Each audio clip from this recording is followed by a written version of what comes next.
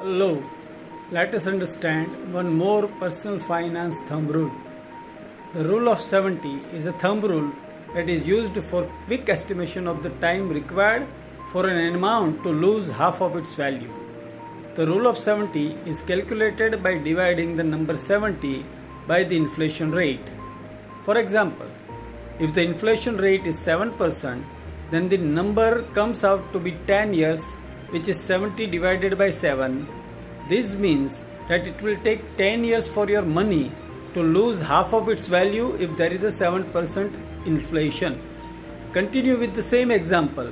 Purchasing power of your 10 lakh rupees will be reduced to 5 lakh if inflation is 7% after 10 years.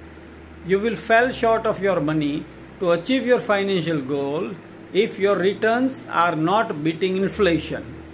Use this rule to determine the effect of inflation on your investments to your wealth success. Thank you. Bye.